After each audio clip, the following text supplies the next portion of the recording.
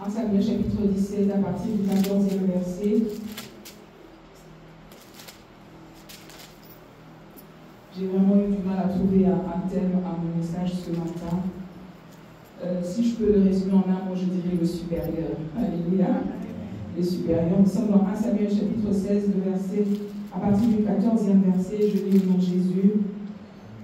L'esprit de l'Éternel s'écarta de Saül, tandis qu'un mauvais esprit venant de l'Éternel le remplissait d'épouvante. Le serviteur de Saül lui dit, voici qu'un mauvais esprit venant de Dieu t'agite. Que notre Seigneur parle.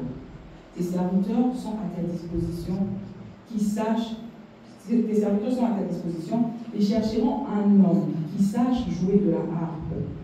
Il en jouera quand un mauvais esprit venant de Dieu sera sur toi et tu iras mieux. Saül répondit à ses serviteurs, trouvez-moi donc un homme qui joue bien et emmenez-le-moi. L'un des jeunes serviteurs prit la parole et dit, voici que j'ai vu un fils d'Isaïe de Bethléem qui sait jouer et c'est aussi un vaillant héros, un guerrier parlant bien, un bel homme et l'Éternel est avec lui. Saül envoya des messagers à Isaïe pour lui dire, envoie-moi ton fils David qui est avec les troupeaux. Isaïe prit un âne qui chargea de pain, d'outre et de vin, et d'un chevreau, il envoya à Saül par l'intermédiaire de son fils David. David arriva et se tint devant Saül, qui l'aima beaucoup et en fit son porteur d'armes. Saül envoya dire à Isaïe, je te prie de me laisser David, car il a obtenu faveur à mes yeux. Nous prenons Actes des Apôtres aussi au chapitre 16. Actes des Apôtres, c'est juste après le livre de Jean, au chapitre 16, à partir du 19e verset. Les maîtres de la servante qui voyaient disparaître leur espoir de leur profit saisirent Paul et Silas et les traînèrent sur la place publique vers les magistrats. Et ils les amenèrent aux prêteurs et dirent, ces hommes troublent notre vie, ce sont des Juifs qui proclament des coutumes qu'il ne nous est pas permis de recevoir ni de pratiquer à nous qui sommes romains. La foule se souleva aussi contre eux et les prêteurs, après avoir fait arracher leurs vêtements et ordonnèrent de les battre des verges, après les avoir roués des coups, et ils les jetèrent en prison en recommandant au geôlier de les tenir sous bonne garde. Celui-ci qui avait reçu cette recommandation les jeta dans la prison intérieure et leur mit des cèpes aux pieds. Vers les milieux de la nuit, Paul et Silas priaient et chantaient les louanges de Dieu, et les prisonniers les écoutaient. 26. Tout à coup, il se fit un grand bruit, un tremblement de terre, au point que les fondements de la prison furent ébranlés. Au même instant, toutes les portes s'ouvrirent et les chaînes de tous les prisonniers se déchaînèrent. Le geôlier se réveilla et lorsqu'il vit les portes de la prison ouvertes, il tira son épée et il alla pour se tuer, pensant que les prisonniers s'étaient enfuis. Mais Paul cria d'une voix forte, ne te fais aucun mal, nous sommes tous ici. Est-ce que tu peux acclamer Jésus?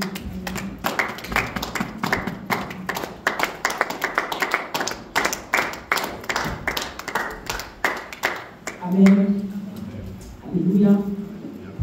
Je suis dans la joie d'être là ce matin, de vous retrouver. Le dimanche passé, je n'étais pas là. J'étais allée à Manchester honorer notre ami ouvert dans la foi, le docteur John Mokani, qui avait totalisé 40 ans de ministère. Amen. Et je bénis Dieu aussi pour un master qui était là, qui nous a prêché sur la présence de Dieu. C'était très bénissant que le Seigneur te bénisse abondamment. Pour ceux qui ne l'avaient pas suivi, c'est sur notre chaîne YouTube, vous pouvez rentrer et le suivre. Amen. Alors, vous savez que pour prêcher, j'aime toujours donner des exemples.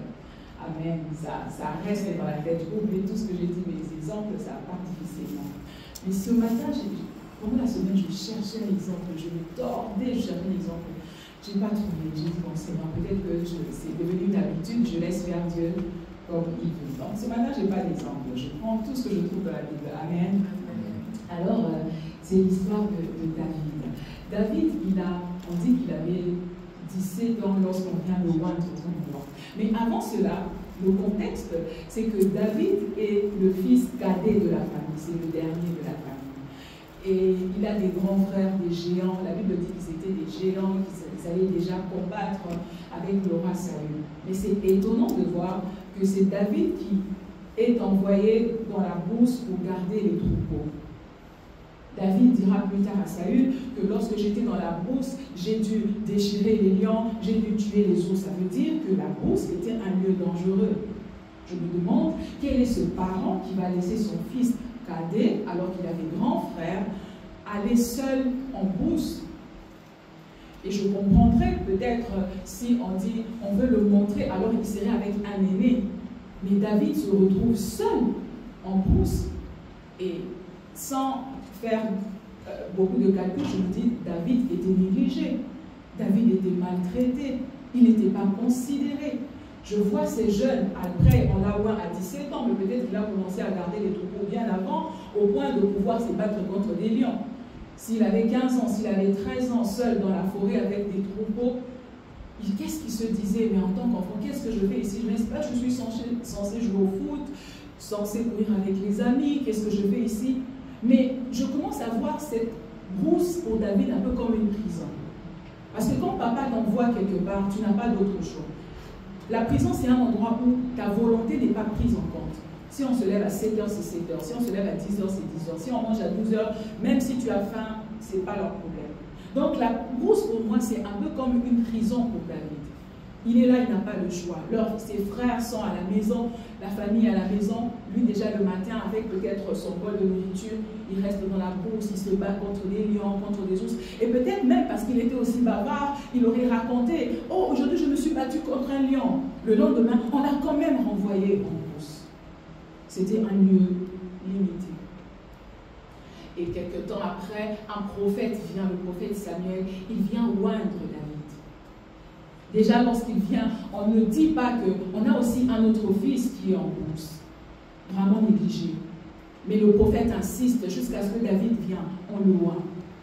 Lorsque le prophète Samuel oint David en tant que roi, le futur roi du pays, pour moi, ceci devait changer la posture du cœur de son père vis-à-vis de son fils. Parce que si moi, qui est président de la Suisse cette année, quelle heure Souter, je crois. Si moi, Keller Souter vient chez moi, il me dit, Tyler sera, je sais moi, un des conseillers nationaux demain. Automatiquement, s'il a 17 ans, quelque chose, il me dit par exemple, oh non, je veux faire le CAFA, ou je veux travailler à la Migros. Je disais, non, non, non, toi, tu dois aller à l'université, faire la science po, politique et tout. Je vais te cadrer, je vais te mettre dans les rails qui te permettront de devenir ce que l'autorité m'a dit que tu deviendras. Alors, lorsque le père de David, on vient oindre ton fils, on dit qu'il deviendra roi. Comment tu fais pour le ramener le lendemain, le renvoyer encore en brousse, là où tu sais qu'un lion peut le rencontrer? Ça veut dire que même si on avait oint David en tant que roi, pour son père, ça voulait peut-être rien dire. Il n'a pas considéré ça. Il n'a pas pris ça en considération. Il a ramené son fils. C'est un peu si aujourd'hui, imaginez, le roi, le prophète vient, il était craint de toutes les personnes de la ville. On l'honore, ils font une fête. Et David vient au milieu des gens, on le oint, mais c'est la fête. Le lendemain, tu t'attends que papa change d'attitude. On te dit ce qui s'est passé hier, c'était hier. Aujourd'hui, tu rentres en brousse. Quelle cassure! C'est comme si, est-ce que j'ai rêvé ou c'est la vérité? Est-ce qu'on m'a vraiment oint comme roi ou j'ai fait un mauvais rêve? Tu regardes les visages des gens autour de toi, mais tout le monde te dit, rentre en brousse. Et David rentre en brousse.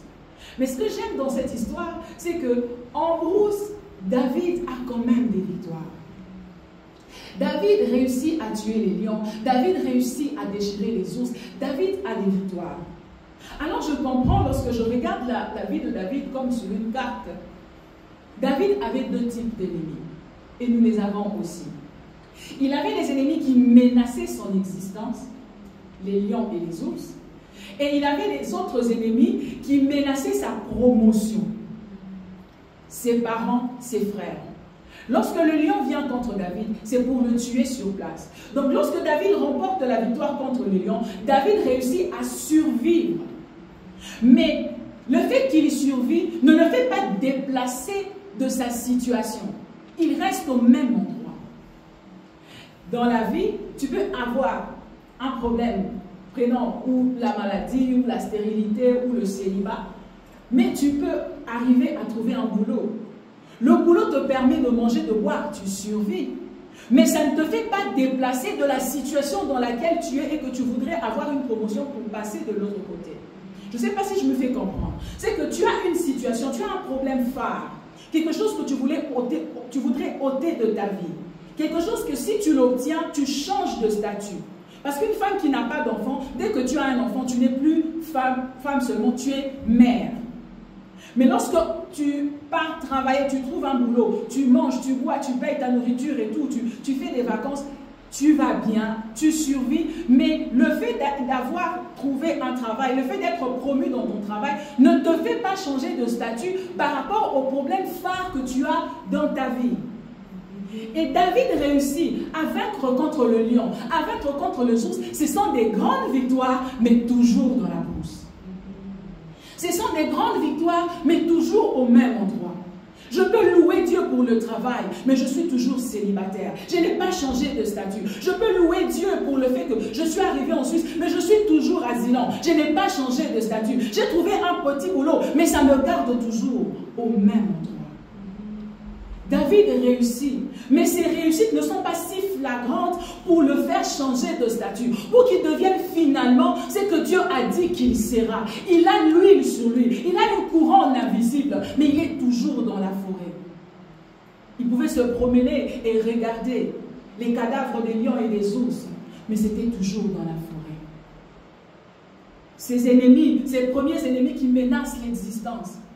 Et à un certain moment, tu sais, lorsque tu remportes des victoires, mais que ces victoires-là ne changent pas ton statut, ces victoires-là te laissent au même endroit, à un certain moment, tu n'as même plus envie de te battre. Tu dis, ça sert à quoi de me lever, aller travailler? Ça sert à quoi de gagner cet argent? Ça sert à quoi d'acheter ces maisons si je n'ai pas un enfant qui va l'hériter? Tu deviens, ça te décourage. Moi, ma soeur a fait 8 ans sans enfant. Gloire à Dieu, elle a eu un fils, Samuel. C'est qu'à un certain moment, elle est médecin, elle voyageait, elle venait ici, elle fait ses formations. Tu sens que la personne n'a même plus envie de se battre. Parce qu'elle se dit, pourquoi je veux me battre? Qui va hériter ça? Qui va prendre ça? Et à un certain moment, elle a même voulu adopter. Et moi, j'étais pour, je l'encourageais. Mais ma mère n'était pas vraiment du même avis que moi. Et puis, ma mère elle-même nous racontera l'histoire d'une femme, une de ses amies, qui n'arrivait pas à avoir des enfants. Finalement, elle a décidé d'adopter. Et sa famille, à elle, l'a presque rejetée. Pourquoi? Parce qu'avant d'avoir les enfants, c'est elle qui prenait soin de la famille. C'est elle qui nourrissait et faisait études, scolarisait tous les enfants de ses sœurs, tous les enfants de ses frères. Et maintenant qu'elle avait adopté, son attention avait déplacé. Elle a pu maintenant se concentrer sur ce petit garçon qu'elle nourrissait. À un certain moment, elle se dit, mais comment ça se fait que le fait que ça lui procure de la joie, le fait vraiment qu'elle ait adopté, ça lui procurait de la joie. Il y avait quelqu'un qui l'appelait maman. Elle s'en foutait qu'il sorte d'elle ou pas. C'était sa joie. Mais sa famille ne le voyait pas comme ça. Il regardait cette femme comme une perte, cet enfant comme quelqu'un qui leur avait volé l'intérêt. Alors il disait, mais alors c'est que pendant tout ce temps, vous aviez pas mal pour moi. Pendant tout ce temps, vous faisiez semblant de pleurer pour ma stérilité. Parce que si c'était vraiment le cas, vous seriez content pour moi. C'est ça qui décourage, parce que tu te dis, mais pourquoi est-ce que je travaille si quelqu'un ne va pas hériter ça? Peut-être que tout ce que je fais, c'est pour Anta, peut-être c'est ma soeur. Peut-être que tout ce que je fais, c'est pour Tyler. Il n'y aura personne qui va porter mon nom après. Tu es fatigué. Je remporte des victoires, mais ça ne change pas mon statut. Je sens qu'il y a quelque chose qui coince encore dans ma gorge. Une fois, elle était avec moi à Genève, chez mon oncle, en train de parler. Pour moi, c'était la joie d'arriver voir. Et puis moi, j'avais un gros ventre. Là, j'étais encore enceinte de Tyler. Moi, j'étais contente de ce qu'elle était venue. On avait quand même pu se voir à nouveau et tout. Mais elle ne voyait pas ça. Elle voyait qu'elle n'avait pas changé de statut. Elle ne voulait plus se battre. Moi, je voulais qu'elle se réjouisse pour ce visa. Mais ce visa était une victoire de survie. Quelque chose qui fait que tu respires, mais qui ne change pas ta situation. Et c'est comme ça qu'il y a plusieurs personnes aujourd'hui qui sont fatiguées, qui ne veulent plus se battre. Tu te lèves parce que tu dois te lever, tu sors parce que tu dois sortir, mais intérieurement, tu n'as plus envie. Parce que tu dis, je suis encore dans la brousse, je suis au même endroit. À quoi ça sert d'embellir cette maison? À quoi ça sert d'être chez nous en Afrique, je ne sais pas dans d'autres pays, mais au Congo, on dit, une femme, et c'est erroné, hein, a de la valeur que lorsqu'elle se marie. Et tu verras une fille de 30 ans qui travaille, qui a sa voiture, qui a sa vie, mais qui habite toujours chez ses parents parce qu'elle ne sortira de leur maison que lorsque un homme viendra le prendre. Et c'est elle maintenant qui nourrit les parents, c'est elle et elle s'assoit et dit, à quoi ça sert? Je ne suis même pas chez moi. Tu te sens vide de l'intérieur. De l'extérieur, il y a des choses qui font que tu respires, mais de l'intérieur, tu te morfonds. Mais ce matin, j'aimerais t'encourager à continuer à remporter les victoires de survie. Parce que le fait de survivre contre le lion te permettra de rencontrer finalement le roi que tu dois être demain. Si tu baisses les bras aujourd'hui, si David s'était laissé mordre, s'était laissé déchirer par les lions, il ne serait jamais devenu le roi David que l'on connaît. Donc les victoires en attendant sont importantes pour te permettre d'être présent le jour de ton couronnement. Laisse-moi te dire, le fait que tu n'aies pas encore remporté la victoire principale ou la victoire phare que tu voudrais ne veut pas dire que tu dois lâcher les bras aujourd'hui. Les victoires en attendant, le fait de te lever le matin, le fait déjà de sortir de ton lit, ça te permet de faire de l'exercice, ça te permet de garder ta bonne santé pour que le jour du couronnement, que tu sois présent.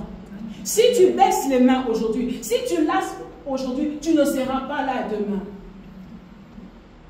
N'est-ce pas qu'il y a des femmes, parce que l'homme est infidèle, elle se laisse, elle prend plus soin d'elle, elle est soucieuse. Et finalement, le jour où peut-être le mari se convertit par la grâce de Dieu, mais c'est elle qui ne sait même plus jouir de ce mari fidèle parce qu'elle a de la gastrite, parce qu'elle a fait une crise cardiaque, parce qu'elle est devenue paralysée, parce que tu n'as pas pu jouir de ton en attendant. En attendant que tu aies ta victoire phare, il faut que tu continues à remporter les petites victoires. Alléluia. En attendant que tu obtiennes ce que tu veux vraiment obtenir, les victoires du chemin faisant sont importantes. Ça te permettra d'être présente ce jour-là. Ça te permettra de tenir ce jour-là. Donc aujourd'hui est important.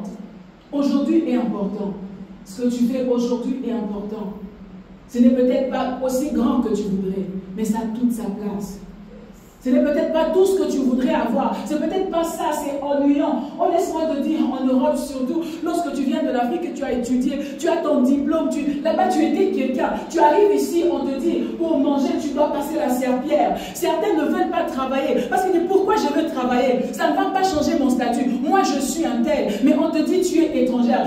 Bien aimé, tout le monde, pas tout le monde. Il y en a qui ont étudié ici et qui ont pu bien travailler. Mais la plupart des gens ont dû passer par la serpillière pour devenir les patrons qu'ils sont aujourd'hui. Le fait que je lave les assiettes aujourd'hui ne veut pas dire que je veux finir ici. Ça, c'est une victoire de survie. Ça, c'est un travail de survie. Ça, c'est un boulot de survie. Je suis en train de survivre. Je dois survivre pour résister demain. Je dois faire ça aujourd'hui pour être présente demain. Tuer les lions et tuer les ours me garde au même endroit. Ça ne me permet pas de m'acheter une Tesla ce travail. Ça ne me permet pas de faire des travails en classe d'affaires. Ça ne me permet pas de prendre, je sais moi, d'aller au restaurant. Mais ça me permet d'acheter ne serait-ce qu'un pain à Migros pour que demain je puisse encore me réveiller. Le lendemain je puisse encore me réveiller. Mais la Bible me dit ceci. On ne sait pas ce que peut enfanter un jour. Un jour viendra où je me retrouverai de l'autre côté. Mais en attendant, je dois faire ce que je fais aujourd'hui. Et David continue à tuer les ours. Personne ne le voit, personne ne l'acclame, mais il le fait quand même. Parce qu'il sait que ça me maintiendra. Alléluia.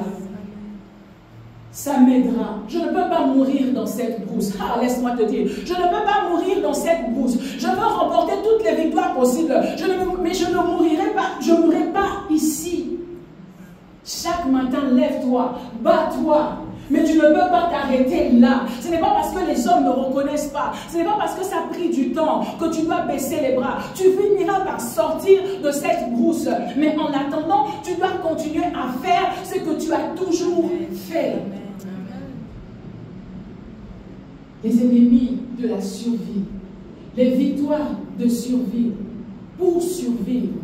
Non pas pour être riche, mais pour survivre. L'essentiel, c'est que demain matin, je puisse encore être là, présente. Et David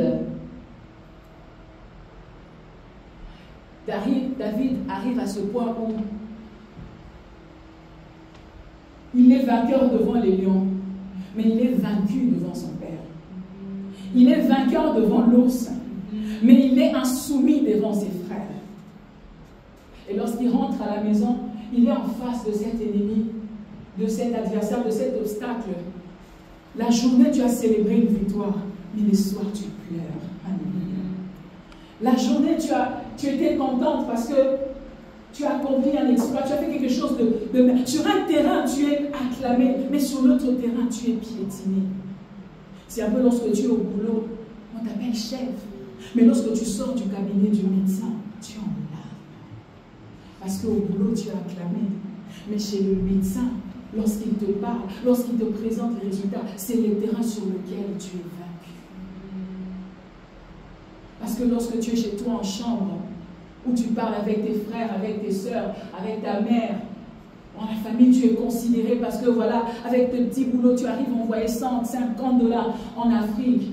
Mais lorsque tu pars au travail, tu dois attendre que tout le monde ait fini de manger pour débarrasser. Tu te sens plus bas que terre. Tu dis là-bas, je suis acclamé, mais ici, tu as un patron qui t'écrase.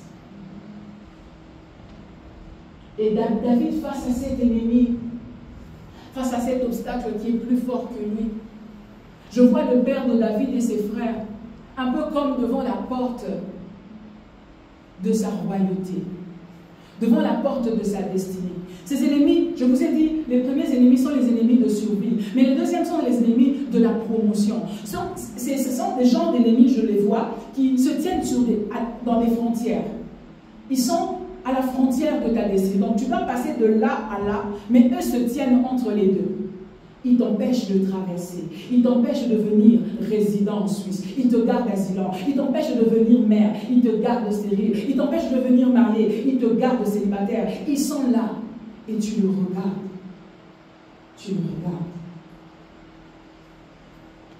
Certaines personnes passent leur vie à supplier.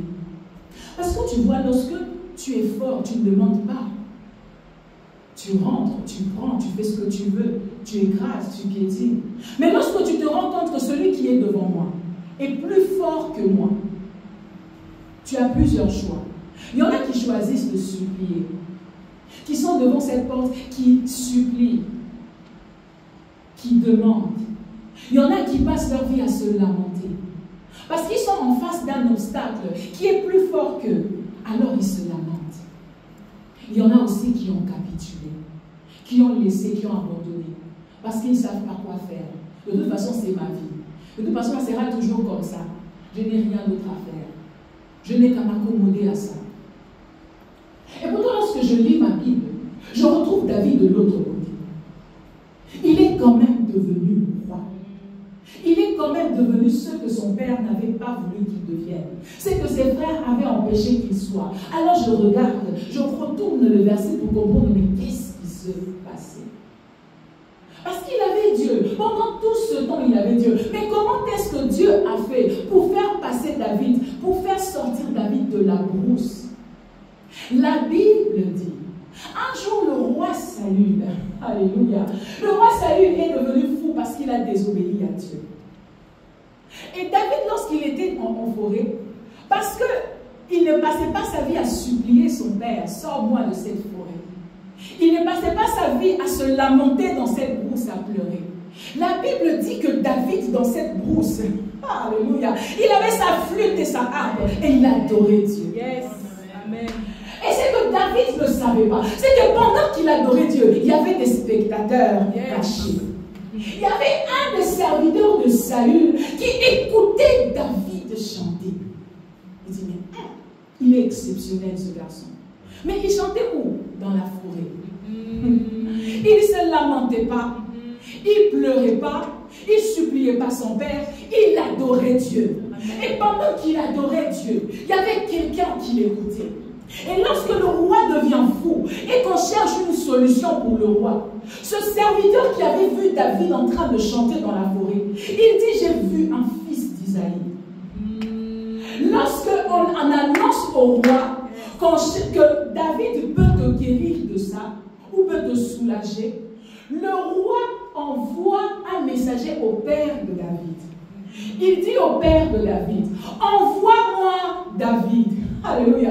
Ce que je comprends dans ce texte, c'est que David avait Le père de David était fort. Il avait toute l'autorité sur David. En face de David, le père était le plus fort. David, en face de son père, n'avait aucun pouvoir. Il était vaincu. Mais une seule chose que David peut-être ne savait pas, c'est que son père avait aussi des supérieurs. Yes. Alléluia.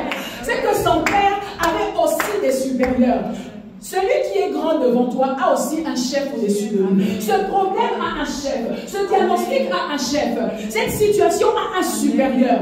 L'adoration de David a provoqué le besoin auprès du supérieur de son père. Et lorsque le supérieur a eu besoin de David, il n'a pas demandé la permission d'Isaïe. Il a dit, envoie-moi David. Si je ne sors pas de cette prison parce que je suis plus fort que toi, je sortirai de cette prison parce que ton supérieur aura besoin de moi. Alléluia.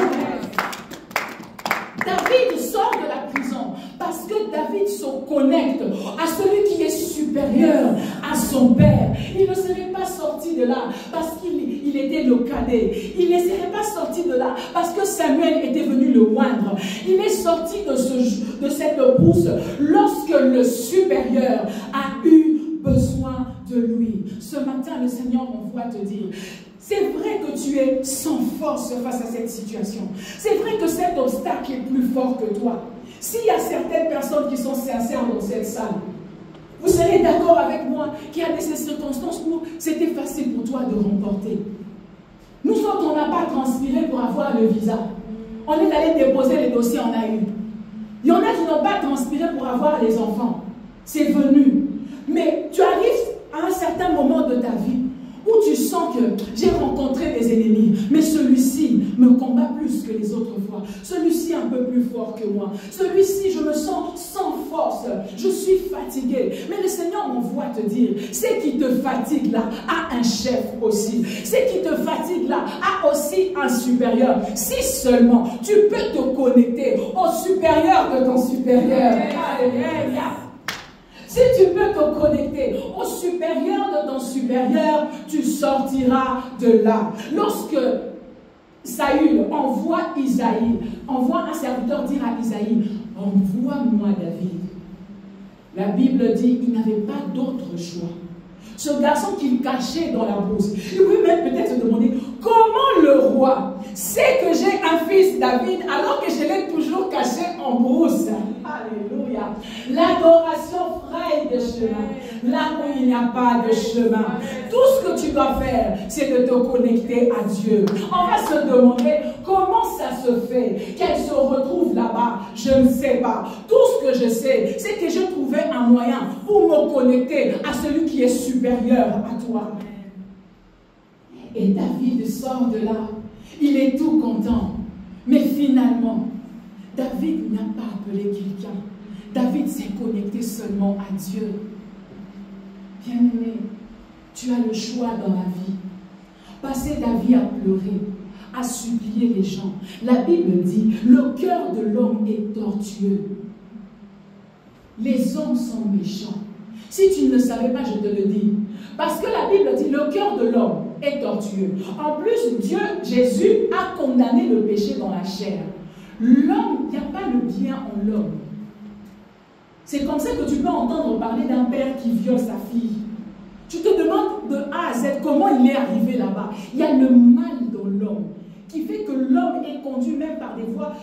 Paul le dira, je fais ce que je ne veux pas faire. Et ce que je veux faire, je n'arrive pas à le faire. L'homme est méchant. Et si tu passes ta vie à vouloir vivre de la pitié des gens, à vouloir vivre de mendier, l'amour, la considération, tu vas passer des années devant cette porte. Tu vas passer des années devant cette frontière sans jamais devenir ce que Dieu veut que tu deviennes. Il faudrait que tu sois plus sage, plus avisé que celui qui se tient devant toi. Il faudrait que tu te connectes à celui qui est au-dessus de lui. Et qui est au-dessus et qui n'a pas d'autre supérieur si ce n'est Dieu. Qui est au-dessus et qui n'a pas d'autre supérieur si ce n'est le Seigneur. Et lorsque David réussit à sortir de cette maison, il part. Mais peut-être que son père dit, peut-être qu'il va revenir. On l'appelle peut-être pour 1 ou 2 jours.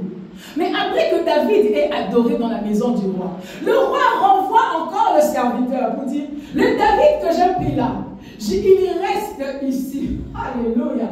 Il reste ici. Il ne rentrera plus là-bas. Laisse-moi te dire, il y a des gens capables de te sortir d'une situation. Il y a Dieu qui est capable de te sortir d'une situation et de faire en sorte que tu ne reviennes plus là-dedans. Et de faire en sorte que ça reste ton passé. Et de faire en sorte que ça reste derrière toi. Dieu est capable. Le roi dit à son père, il ne reviendra pas là-bas. C'est fini. Ce chapitre est clôturé. Et je bénis Dieu parce que tu vois, c'est que à un certain moment, nous tous, nous avons eu, peut-être pas toi, mais moi, j'ai dû mendier. J'ai dû demander. Attendre qu'on te regarde. Attendre qu'on te tende la main. Attendre que la chance puisse sourire.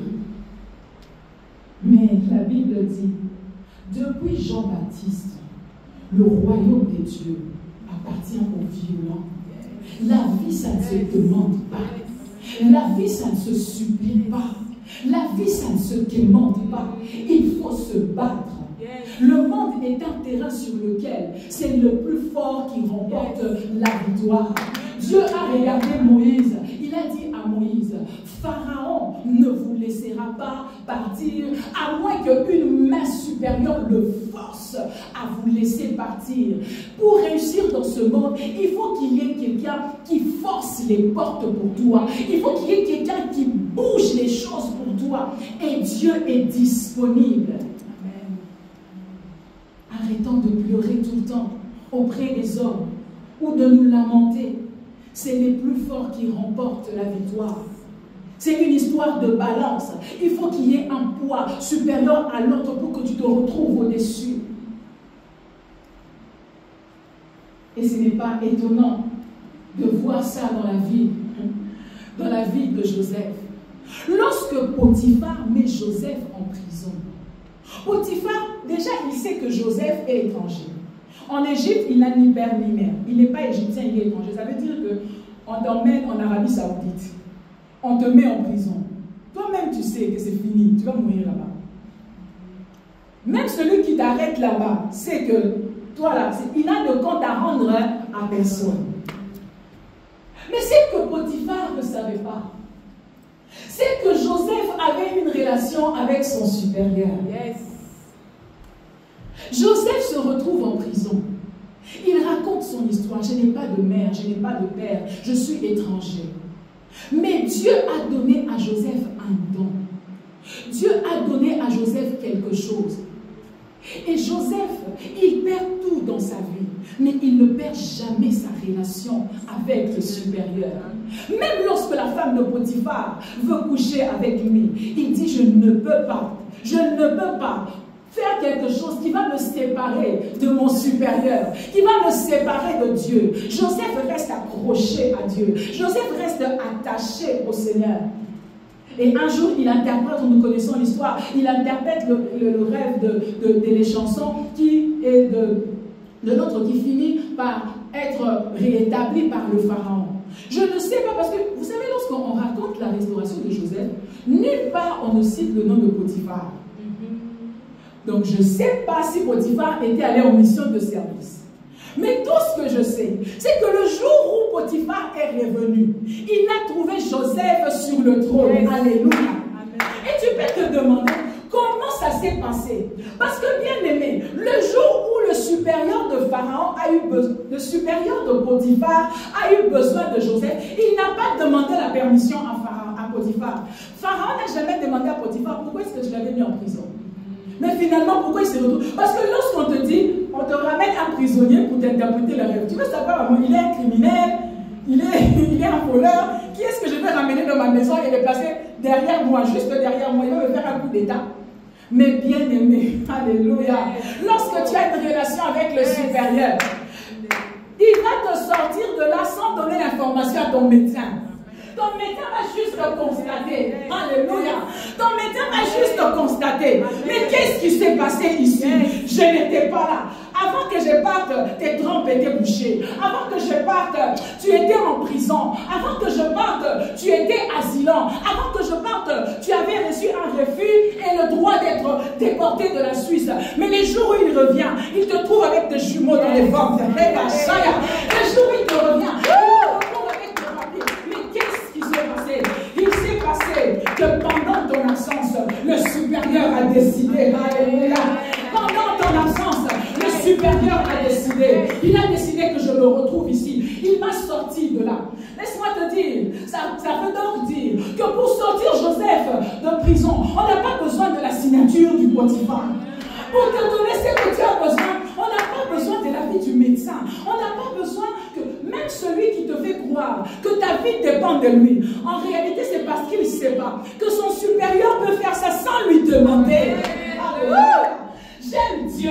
Lorsqu'il décide de te sortir quelque part, il ne consulte pas les hommes.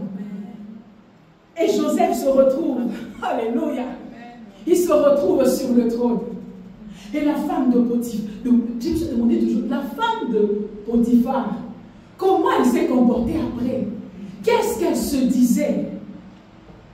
Mais Joseph était trop occupé par la gloire pour s'occuper encore des miettes. Laisse-moi te dire, si tu as une relation avec Dieu, si tu as une relation avec Dieu, Dieu forcera ce qui te contraint aujourd'hui. Ce n'est pas étonnant de voir, de retrouver l'apôtre Paul en prison. La Bible dit que l'apôtre Paul a été arrêté. Et alors qu'il est arrêté, on le frappe, on le roule des coups, alors qu'il avait seulement délivré une femme qui était habitée par un démon de Python. Et lorsqu'on le introduit en prison, généralement un innocent crie toujours son innocence. Il dit toujours, ce n'est pas moi, je suis innocent. Mais lorsque tu lis ces textes, l'apôtre Paul et Silas n'ont rien dit. On les a frappés, ils n'ont rien dit. Et lorsqu'on les emmène finalement en prison, ils se retrouvent en prison, mais ils ne disent rien. Je ne sais pas à quelle heure on les avait mis en prison. Mais tout ce que la Bible me dit, au milieu de la nuit, ils se sont levés. Donc je considère le silence qu'ils ont tenu jusqu'au milieu de la nuit. Et lorsque tu es geôlier, ça veut dire gardien de prison, on te ramène un prisonnier qui ne dit rien. On te dit finalement, on doit te dire pourquoi il est en prison. On te lit ses charges. Tu mets le prisonnier, on dit mets-le dans la prison intérieure. Ça veut dire qu'il est un criminel des criminels. Mais il ne parle pas. Il ne dit rien. Et toi, en tant que geôlier, tu te sens, vous connaissez les gardiens des prisons, tu te sens supérieur à lui. Mais si Paul ne te parle pas, c'est parce que Paul connaît ton supérieur. Amen. Alléluia. Amen. Paul rentre en prison, Paul ne dit rien. On les met les chaînes aux pieds, Paul est calme. Tu sais, les calmes de certaines personnes qui ont des problèmes, toi-même ça te trouble. Mais ils sont en paix parce qu'ils connaissent le supérieur. Alléluia. Parce qu'ils connaissent le supérieur. Tu peux regarder le sourire sur le visage de certaines personnes. Lorsqu'ils te racontent sa vie, toi-même tu as peur. Tu dis, ah, donc quand tu viens au boulot, là, tu as tout ça comme problème. Mais comment tu fais?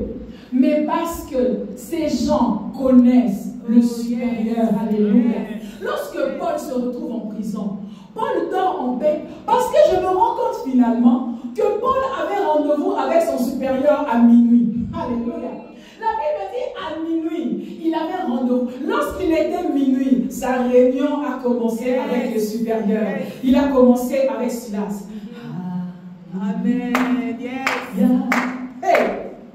Le geôlier n'avait pas entendu sa voix. Depuis qu'il était en prison, il n'a pas entendu. Et puis au milieu de la nuit, la Bible dit tous les prisonniers les entendaient chanter. Alléluia.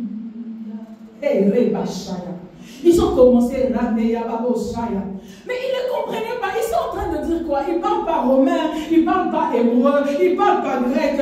On ne sait pas ce qu'il dit, mais il est en train de parler avec le supérieur. Oh, laisse que je parle en langue. Devant mon mari me dit, mais dans cette langue-là, je comprends. D'ici, je parle avec le supérieur. Alléluia. Tu n'as pas besoin de comprendre. C'est dans le langage avec le supérieur. Je parle avec le supérieur. Et pendant qu'il parle avec le supérieur, à un certain moment, la Bible dit, le supérieur est venu en prison. Et lorsque le supérieur est descendu en prison, toutes les chaînes ont été libérées. Les journalistes s'est réveillé. Qu'est-ce qui se passe? C'est ton supérieur qui est en place. Oh, alléluia. Laisse-moi te dire, est-ce que tu as encore un rendez-vous avec le supérieur? Est-ce que tu parles encore avec le supérieur? Des gens qui ont des problèmes et qui dorment toute la nuit. Tu attends quoi le matin quand la nuit tu ne t'es pas levé? Qu'est-ce que tu attends qui change quand tu n'as pas rencontré celui qui est supérieur à celui qui te bloque la route? On dit qu'on a venu ici vendredi. Viens rencontrer les supérieurs. Toi, tu as dormi jusqu'au matin. Qu'est-ce que tu attends qui t'arrive le matin? Qu'est-ce que tu as fait entre hier et aujourd'hui pour que celui qui te bloque la route aujourd'hui te laisse passer?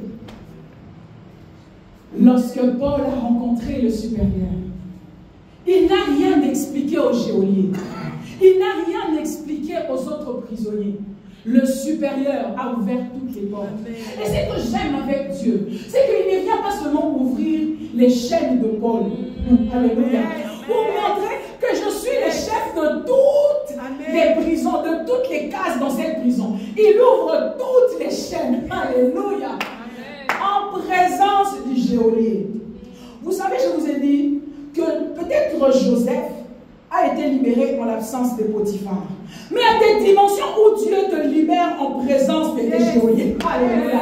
Il y a des moments où Dieu fait des choses en face de ceux qui te combattent. Devant toi, il ouvre mes chaînes. Devant toi, il me bénit. N'est-il pas écrit? Il dresse une table en face de mes adversaires. Il oint d'huile ma tête. Oh, certaines personnes pensent que pour être béni, l'oncle doit mourir. Pour être béni, papa doit mourir. Oh, parce qu'il est sorcier, parce que c'est le temple-là. Mais je connais aussi un Dieu qui ouvre les chaînes en présence du geôlier. Avec le diagnostic négatif, mais il te donne les enfants. Avec le diagnostic négatif, mais il te donne les papiers. En présence de ce juge, il te donne ce que lui t'avait refusé. Amen. Tout dépend. Si tu as eu rendez-vous avec lui, si tu as eu un moment avec lui, si tu as eu à parler avec le supérieur, si tu as eu à être avec lui. Alléluia. Et je vois Paul rentrer en prison. Il ne parle pas. Et certains disent, oh celui-là, c'est un criminel. Il ne parle pas et le monde pense que tu as capitulé. Le monde te voit sourire et dit, elle là même. Elle a déjà oublié, elle a accepté sa situation. Mon silence n'est pas une capitulation. Mon silence vient du fait que j'ai une relation avec le supérieur. Des fois, il y a des gens qui te maltraitent. Il y a des gens qui te font du mal expressement. Ils attendent une réaction, mais ils ne l'obtiennent pas. Ils pensent qu'ils ont gagné. Ils pensent qu'ils t'ont surmonté. Mais c'est qu'ils ne savent pas. C'est qu'en fait, moi, j'ai une relation avec ton supérieur. Je connais celui qui peut te fermer la bouche. Je connais celui qui peut me placer au-dessus de toi. Voilà pourquoi, alléluia, lorsque Aman maltraite Mardoché, c'est que Aman ne sait pas. C'est que Mardoché a une relation avec le supérieur. Alléluia. J'aime bien. Alléluia. Aman a une relation avec le supérieur. Aman était le gendre du roi. Non, Mardoché était le gendre du roi. Ça, Aman ne le savait pas. Vous savez, lorsque les gens te provoquent, ils ne connaissent pas ta relation avec Dieu. Ils ne savent pas qui tu es pour Dieu. Ils ignorent. Lorsque Aman provoque Mardoché, Aman ignore que la reine qu'elle adore là, c'est le cousin celui qu'il maltraite. Aman ne sait pas que le roi qu'il va supplier là, qu'il va aduler là, c'est le beau-frère, alléluia, de ce Mardoché. Mais Mardoché aussi sait qu'il a une relation avec ton supérieur. Mais Mardoché ne lui dit rien. Il maltraite Mardoché, Mardoché le regarde. Il fait signer des édits pour faire tuer les Juifs. Mardoché le regarde jusqu'à ce qu'Esther dise, celui-ci, on va lui prendre un rendez-vous. On va lui parler après qu'on ait rencontré les supérieurs. Il dit, va dire à tous les Juifs de prendre 3 jours de jeûne. C'est ce qu'on appelle le jeûne d'Esther. On va rencontrer le supérieur pendant 3 jours. Sans manger, sans boire. On va traiter le cas d'Aman avec le supérieur. Et ils ont prié. Alléluia. Ils ont cherché Dieu. Le jour où ils sont sortis du bureau du supérieur. Alors Esther a dit, maintenant que j'ai vu les supérieurs, je peux maintenant aller voir le roi. Des fois on échoue parce qu'on affronte les problèmes avant d'avoir rencontré le supérieur. Esther, prends d'abord le... Esther c'était la femme du roi. Elle pouvait directement dire au roi, roi, moi en réalité je suis juif. Celui que tu vois à la porte là, c'est mon cousin, qui est devenu un peu mon oncle qui m'a élevé. Bon, ton Aman là, c'est un ennemi. Mais Esther savait, alléluia, que le roi peut me dire non. Parce que le roi a déjà dit non à la femme qui était ici avant moi. Le roi a déjà chassé une femme ici avant moi. Donc il y a la probabilité que je reçoive un négatif. Mais le roi ne peut pas dire non à son supérieur. Alors au lieu de rencontrer d'abord le roi, on est égal. Je vais d'abord rencontrer son supérieur. Si je rencontre son supérieur, il n'y a pas de probabilité qu'il dise non à son supérieur. Alors il rencontre Dieu. Pendant 3 jours, il cherche la face de Dieu. Lorsqu'elle sort de là, elle se présente devant le roi. Elle dit, roi, est-ce que tu peux venir dîner chez moi? Elle présente le problème. Et la Bible dit, alléluia, lorsque Aman se réveille et remarque que le roi finalement avait une relation avec Mardoché, lorsque Aman découvre que finalement Mardoché avait une relation avec son supérieur, c'est déjà trop tard. La Bible dit, le roi le fait pendre. Je suis en paix parce que je connais celui qui peut te faire pendre. Lorsque tu me provoques et je ne te dis rien, c'est pas parce que tu es plus fort que moi. C'est parce que je sais celui qui peut te faire mieux taire que moi. Celui qui peut te faire mettre à genoux. La paix des intimes de Dieu ne vient pas du fait qu'ils ont un compte en banque. Ne vient pas du fait qu'ils ont de l'argent. Vient du fait qu'ils connaissent le supérieur. Des fois, laisse l'ennemi danser. Laisse les gens te provoquer. Laisse cette situation faire ce qu'elle veut. Mais donne-toi le temps de rencontrer son supérieur. Va plus haut. Cherche Dieu. Cherche à avoir une relation avec Dieu. Fais en sorte que le supérieur ait besoin de toi. David est sorti de la brousse parce que le roi avait besoin de ses talents. Est-ce que Dieu a besoin de toi? Pourquoi? Si aujourd'hui on dit à Dieu de te prendre, il va refuser de te prendre parce que tu sers à quoi pour lui sur la terre? Bon, tu te lèves le matin, tu manges, tu sors, tu pars au boulot, tu travailles, tu rentres, tu dors. Demain encore, tu te lèves, tu manges, tu sors. Pour Dieu, tu sers à quoi? Est-ce qu'il y a un pourcentage de ton temps, de ton argent, de tes intérêts qui profitent au roi? Si le roi Saül n'avait pas besoin des services de David, David serait resté en prison. Cherche à être utile pour Dieu. Cherche à faire quelque chose pour le Seigneur. Cherche à compter pour le roi. Dieu cherche les joueurs d'art. Dieu cherche les pianistes. Dieu cherche qui peut prêcher, qui peut balayer. Et peut-être que tu es quelque part. Si Dieu sait qu'il peut compter sur toi, il va te sortir de là. Amen. Dieu t'a donné un don. Vous savez, ce n'est pas Jacob qui a sorti Joseph de prison. C'est le don que Dieu lui avait donné, qui lui a frayé le chemin. Quand on vient chanter pour toi, c'est seulement on prend ton temps, tu chantes. Mais tu ne sais pas Qui entendra ton chant? Qui écoutera ton chant et parlera de toi à quelqu'un et qui fera en sorte que tu sortes de là? Il y a la liberté dans le don. Il y a la délivrance dans le don. Dans le don que Dieu t'a donné, il y a la victoire. Ce n'est pas les muscles de David qui l'ont conduit au palais, c'est sa capacité à chanter, à jouer à la harpe. Tu connais les médias, tu connais l'informatique, tu sais faire quelque chose, tu peux aider. Fais quelque chose. Fais quelque chose. Alléluia. Papa qui sait conduire, s'est retrouvé à conduire le pasteur. Dis-moi dans quelle probabilité dans la vie tu aurais conduit le pasteur Marcelo si ce n'est pas que tu servais Dieu? Qu'est-ce qui ferait en sorte que tu te retrouves, toi et lui, dans une voiture que vous deux, si ce n'est pas la capacité que Dieu t'a donnée, qui t'a frayé le chemin pour te faire rencontrer en face de lui?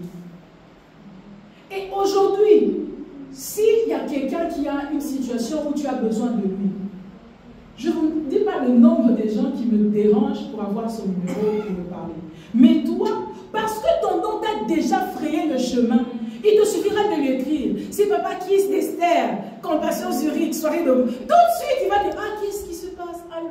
Mais qu'est-ce qui t'a ramené là-bas? Qu'est-ce qui a fait qu'il ait la promptitude de te contacter? C'est le don que Dieu t'a donné. Lorsque tu l'as mis au service de Dieu, ça t'a ouvert les portes. Et si toi, tu as besoin de quelqu'un que lui connaît, tu dois te dire, papa, j'ai besoin de telle personne. Dieu sait, pas de problème. Lui, il écrit à la personne t'appelle et tu reçois la situation. C'est parti d'où? C'est parti du don que tu as seulement mis au service de Dieu. C'est juste un exemple pour vous faire comprendre comment un don peut frayer un chemin jusqu'à te faire retrouver là où tu dois te trouver.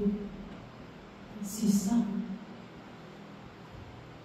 Et peut-être que ce matin, alors que nous clôturons, tu as comme Paul des chaînes aux pieds. Tu as quelque chose qui te lie dans les mains. Oh, moi j'ai quelque chose qui me tient les pieds. J'aimerais aller plus loin, mais ça me bloque. C'est comme des chaînes. Vous savez, je voulais aller avec Christine à Paris. Je suis finalement allée avec maman Esther. J'étais toute oui pour aller avec elle. Mais on s'est rendu compte que les chaînes de l'asile l'avaient serré les pieds. Elle ne peut pas traverser la frontière. Elle ne peut pas sortir de la Suisse. Pourquoi? Permis N. C'est comme des chaînes aux pieds. Tu as une fête, juste, tu vois Mulhouse, hein? La Suisse c'est ici. La fête c'est à Mulhouse ici. Traverse, on te regarde. Pourquoi? Ce sont des chaînes aux pieds. Ce permis, ça ne te permet pas. Déjà, cette frontière-là, c'est bizarre. Il n'y a même pas de ligne. Toi, mais seulement, retrouve-toi seulement ici et présente ton permis N. Si tu ne vas pas te retrouver en prison. Pourquoi? Parce que ce sont des chaînes. Il y a des situations comme ça. Tu veux aller jusque-là, mais ça te retient. Ça te retient. Ça te retient. Tu peux faire le choix de rester là et de supplier le monde de t'enlever les chaînes aux pieds. Tu peux rester là et supplier le monde d'avoir pitié de toi. Ou tu peux encore rester là et passer ta vie à pleurer et à contempler ce que tu vois de l'autre côté. Mais ce matin, si tu peux faire comme Paul, oublier un peu ces chaînes qui te retiennent et chercher à te connecter avec celui qui est au-dessus de ces chaînes, au-dessus de tout ce monde qui ne peut pas t'aider. Si tu veux, comme Joseph dans cette prison, servir Dieu. Il était en prison, mais il servait les autres. Il s'occupait. Déjà, il a interprété le rêve de l'autre là parce qu'il était allé lui demander, mais comment ça va? Il était en prison. Dans cette situation-là, trouve quelque chose à faire pour Dieu. Avec ces chaînes-là, fais quelque chose pour celui qui est au-dessus de tout. Et lorsque tu auras cette connexion avec lui, le jour où dans son calendrier il va décider de te sortir de là, il aura besoin de la permission de personne. Il demandera à personne. Et tu te retrouveras dans le palais où tu dois être, avec la couronne que tu dois porter. Que Dieu te bénisse. Alléluia.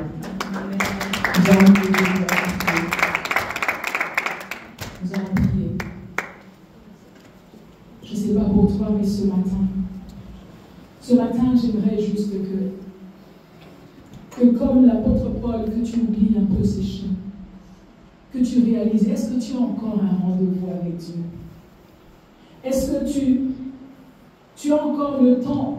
Il y en a qui ne prient plus parce qu'ils attendent que les chaînes quittent leurs pieds pour se mettre à prier. Ils attendent que la solution arrive. Il y en a qui disent, je reviendrai à l'église, mais je résous d'abord ce problème. Lorsque je serai sorti de cette situation, je servirai Dieu. Mais est-ce que ce matin, on ne peut pas faire comme l'apôtre Paul et dire, avec ces chaînes aux pieds, Seigneur, je t'adore. Avec ces chaînes aux pieds, Seigneur, je veux te servir.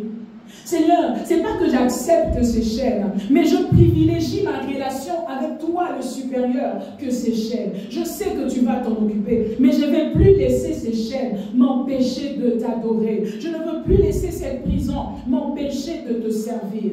Demande à Dieu, dis à Dieu ce que tu veux, ce que tu as compris de ce discours, de cette prêche.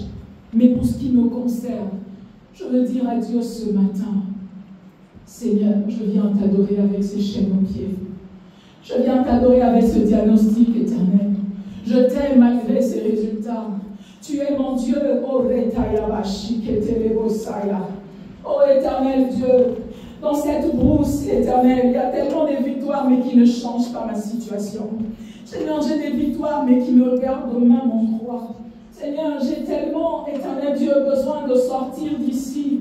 Seigneur, ce n'est pas que tu n'agis pas. Je vois les lions morts, je vois les ours déchirés, mais je suis toujours même en toi. Alors je prends la décision d'arrêter de regarder mes chaînes. Je prends la décision, Seigneur, de ne plus regarder à ces liens aux pieds. Je choisis de t'adorer. Je choisis de te servir. Aide-moi à garder mes yeux sur toi.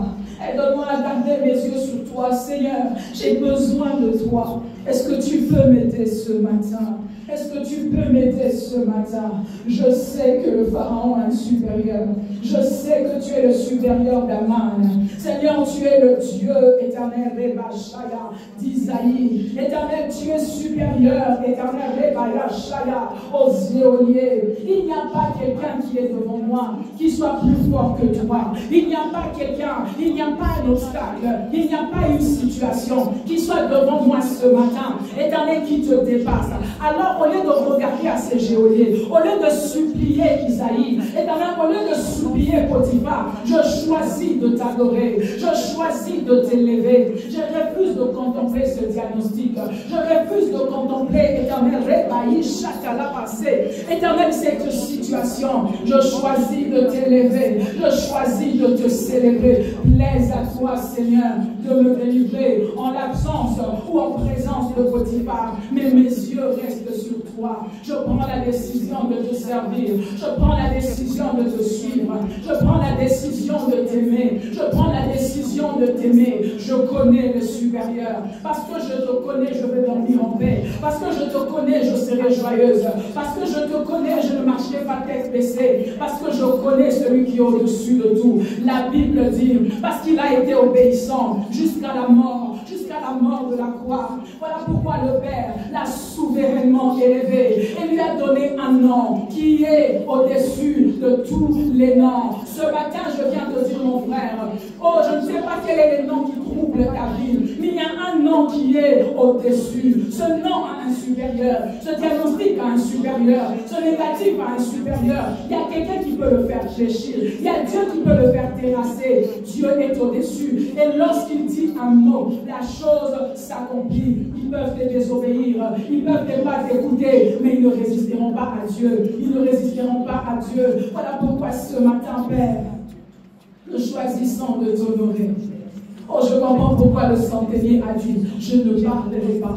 Mais toi, dis seulement un mot. Si le mot sort de ta bouche, il y aura la différence. Si le mot sort de ta bouche, personne ne va protester. Si le mot, parce que tu es le supérieur. Il a dit, moi qui ai des subalternes, lorsque je donne un ordre, tous m'obéissent. Toi aussi, tu es le supérieur de la maladie. Toi aussi, tu es le supérieur du célibat. Tu es le supérieur des maris de nuit. Tu es le supérieur de la stérilité. Tu es le supérieur de l'immigration. situation. Tu es le supérieur, tu es le supérieur. Si le mot sort de ta bouche, si ça vient de toi, Seigneur, Yahweh, alors mon serviteur sera guéri. Alors nos vies vont changer. Alors nos vies seront, éternel Yahweh, restaurées. Oh, ce matin, Père Yahweh, dis seulement un mot.